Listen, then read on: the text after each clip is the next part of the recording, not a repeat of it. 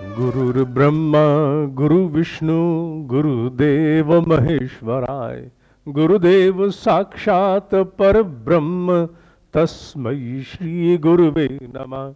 अखंड मंडलाकारं व्याप्तं येन चराचरं तत्पदं दर्शितं येन तस्मै श्री गुरुवे नमः। ओम श्री गुरुवे नमः। आवाहयामि स्थापयामि ध्यायामि पूजयामि ततो नमस्कारं करोमि।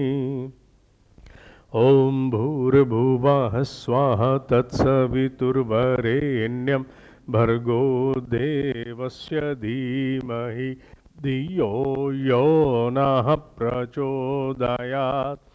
ओम भूर्भुवः स्वाहा तत्सवितुर्वरेण्यं भर्गो देवस्य धीमहि धियो यो नः प्रचोदयात्। ओम भूर्भुवः स्वाहा तत्सवितुर्वरेण्यं भर्गो देवस्य धीमहि धियो यो नः प्रचोदयात्। श्रीमद् भगवद गीता अध्याय 4 श्लोक नंबर 32।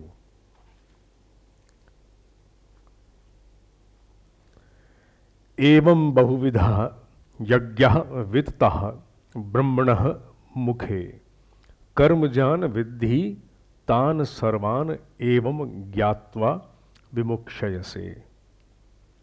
अनुवाद गीता प्रेस गोरखपुर का। इस प्रकार बहुत तरह के यज्ञ वेद की वाणी में विस्तार से कहे गए हैं। उन सब को मन इंद्रिय शरीर की क्रिया द्वारा संपन्न होने वाला अर्थात कर्म जान। इस प्रकार जानकर तू मुक्त हो जाएगा, विमोक्षयसे मुक्त हो जाएगा। पिछले श्लोक में यज्ञ की महिमा पर पुनः एक बार प्रकाश डालने का प्रयास किया गया, अनेकों रूपों से समझने की चेष्टा की गई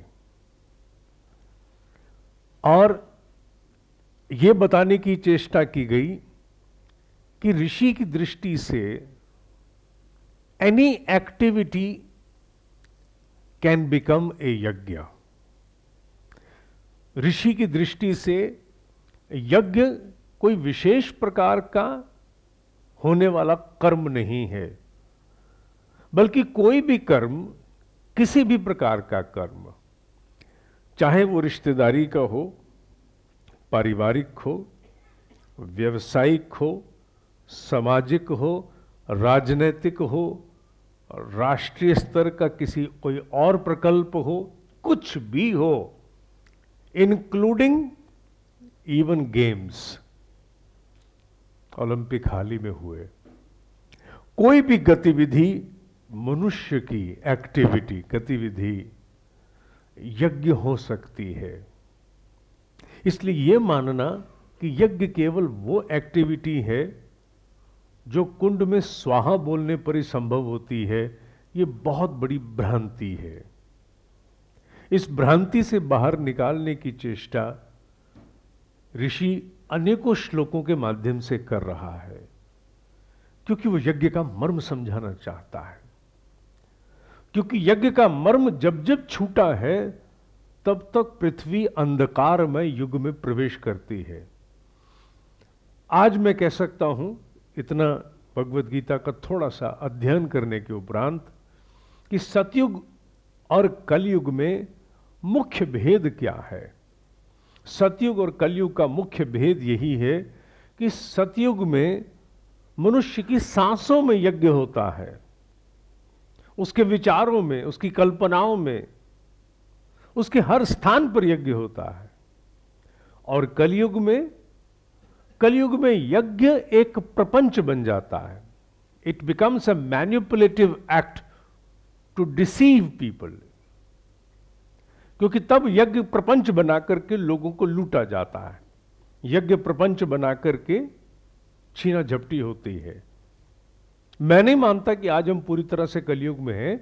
हम संभवतः ऋषियों की माने तो हम कलयुग से अब उभर रहे हैं, उभर रहे हैं, इसीलिए ये भेद करने वाली बुद्धि भी आज हमें प्राप्त हो रही है।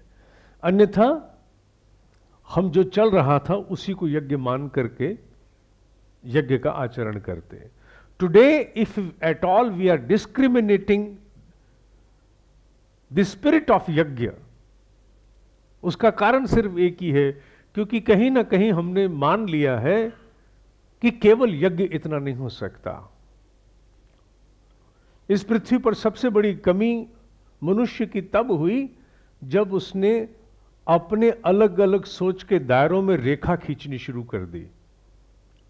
Business is different than my spirituality, spirituality is different than politics, politics is different than games, games are different than my personal relations in my own friends etcetera. सब कुछ अलग है। जैसे ही मनुष्य ने रेखाएं खींचनी शुरू कर दी, स्पिरिचुअलिटी केवल एक कर्मकांड का छोटा सा रटंत बन करके रह गई। अगर अंग्रेजी के शब्द से भी जाएं, अंग्रेजी और संस्कृत दोनों में एक ही अध्यात्म, चेतना के विज्ञान को अध्यात्म कहते हैं। Something that belongs to consciousness. उसी चेतना के विज्ञान को हम अंग्रेजी में स्पिरिचुअल इज्म शब्द साथ में जोड़ते हैं, हम कहते हैं जो कुछ चेतना से संबंधित है। तो चेतना से क्या संबंधित नहीं है? आप कैसे रेखाएं खींच सकते हो?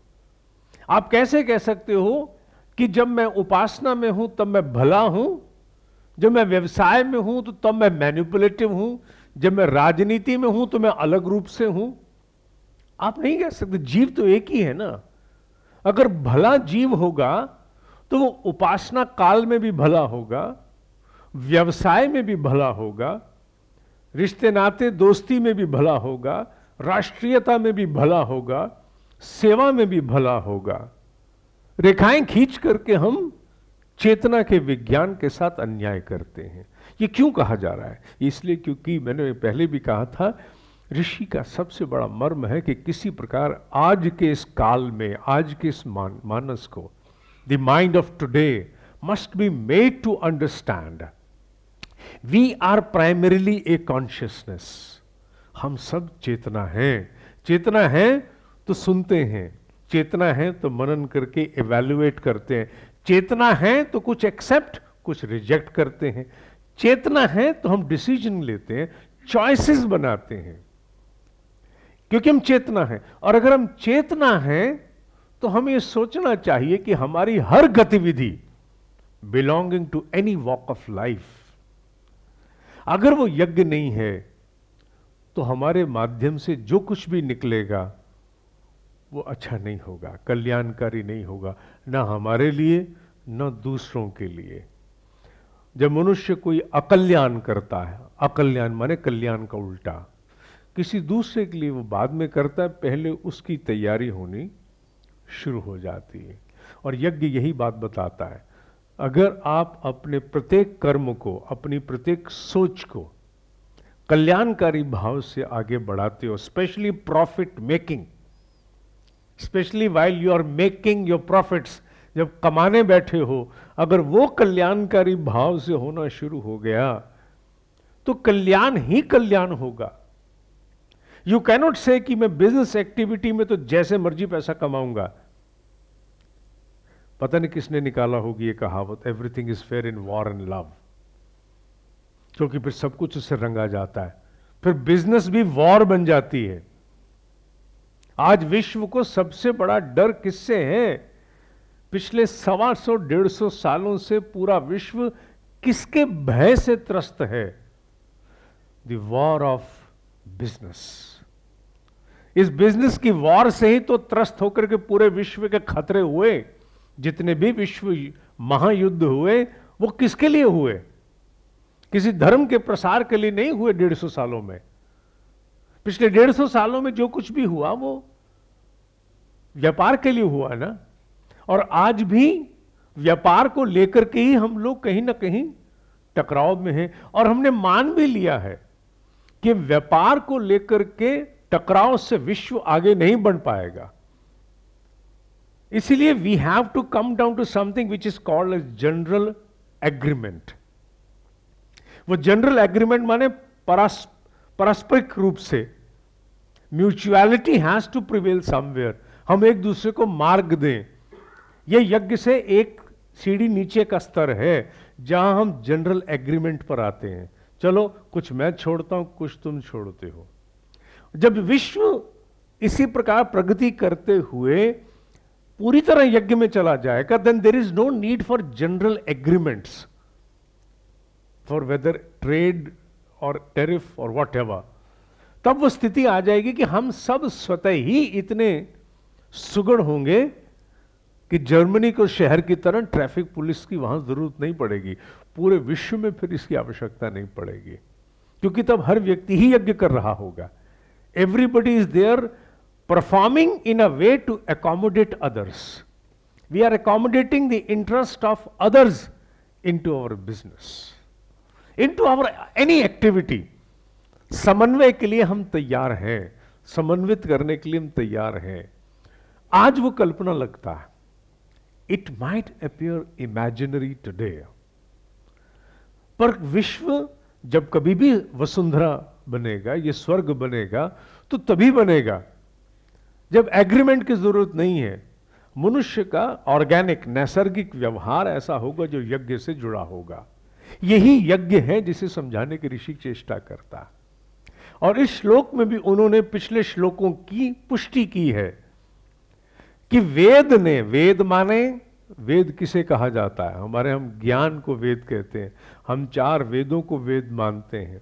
पर केवल वेद इतना नहीं है, वेद की व्याप्ति विवेक है।